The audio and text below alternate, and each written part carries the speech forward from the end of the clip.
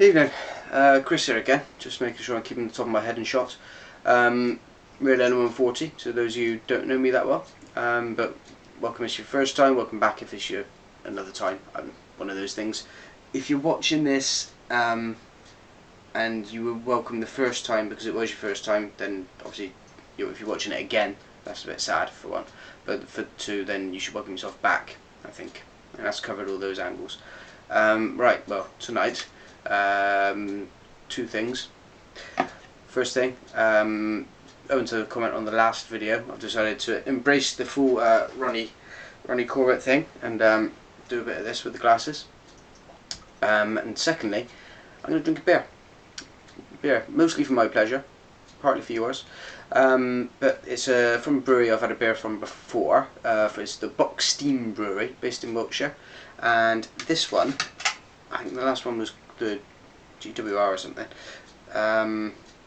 It's on the channel. Check it out if you're interested. If you like the sound of this one. This is called the Funnel Blower. There we go. There's a story behind this one. The largest ship in the world had seen, the largest ship the world had ever seen, the Great Eastern, began her sea trials on 7th September 1859. 2 days later, as she cruised off the English coast, a huge explosion blew off one of her funnels. The blast barely checked the great ship's progress. It says, in contrast to the careful way we brewed this beer, the onboard calamity was found to be caused by a build-up of excess steam. So, funnel blower. Will it cause me to have a build-up of excess steam? They're saying they haven't brewed it that way. Let's have a look.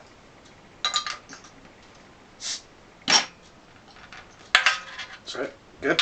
Nothing bonkers there. Favourite beers, what's name? Let's dangle that. Give them some what's name?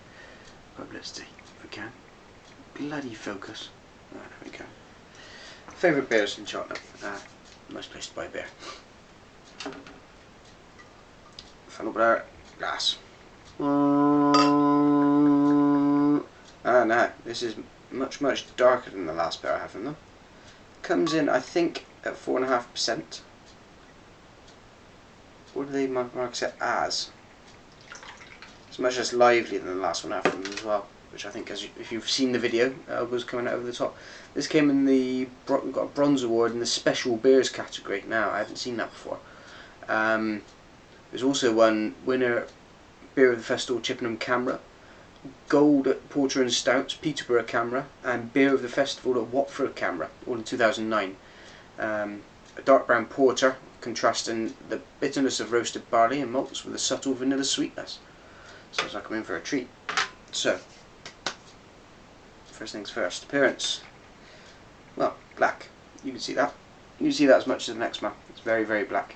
I don't know if you can see the nice glass I've got there, by the way. Bristol Beer Factory branded one. Goes nice with the darker beers because it lights up the little thing at the front, really. Let's get my nose in.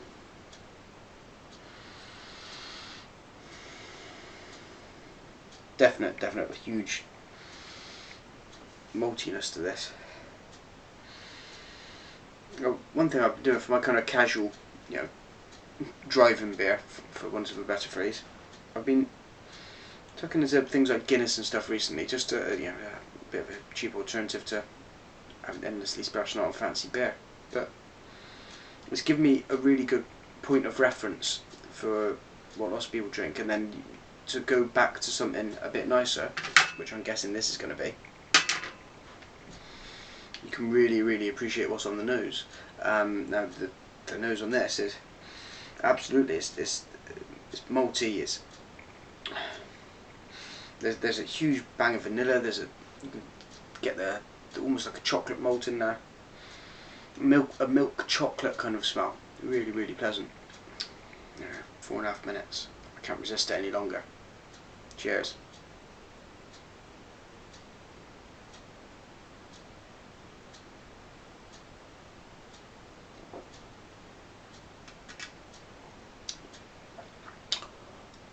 Whoa. Oh. Restrain yourself, Chris. Okay, mouthfeel. Very thin. Very thin indeed.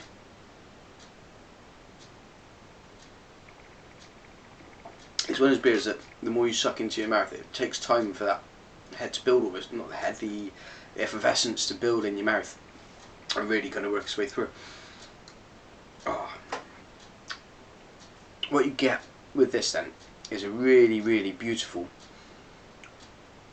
from the lips onwards, you get that kind of wash of vanilla-y, chocolatey, big roast hit as well, kind of not smoked roast kind of flavours, roasted malts flavour.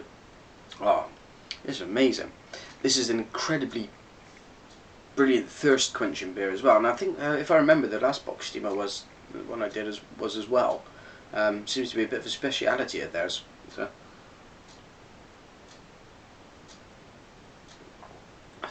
There's no subtlety of this. But that's not a bad thing necessarily. Subtleties can be good, don't get me wrong, I like both things, but sometimes with a good, honest, old-fashioned kind of English beer, you want that old-fashioned Englishness. You know, this you could imagine could have been drunk 100 years ago without any problems. 4.5%. It's probably, you know, 3 or 4 beers worth before you find yourself struggling. The build of the fizz is making me burp. That's because I've just sunk more of it than I would do normally. But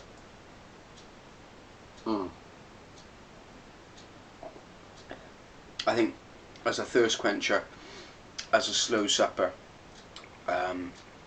on a cold winter's night, this works both ways. What good beer. Well done. So that's Boxsteam Brewery. You can check them out. They're based in Wiltshire. Boxsteambrewery.com. Don't think they're on Twitter or anything like that, but they've won all kinds of awards for this. I can heartily recommend this beer. This is absolutely a beer that you want to sit in front of the fire with. And such a good beer from such a young brewery. They've only been around since 2004, so well done them. I better give this a number now. I'm going to go with this porter. Is ideal for the season. Up on it in front of a roaring log fire, and I think it's that good. I'm gonna have to give it a 9. So it's a 9 from me, and it's a 9 from him. There you go, Rob. And well, thanks for joining me, and I'll see you again soon. Cheers.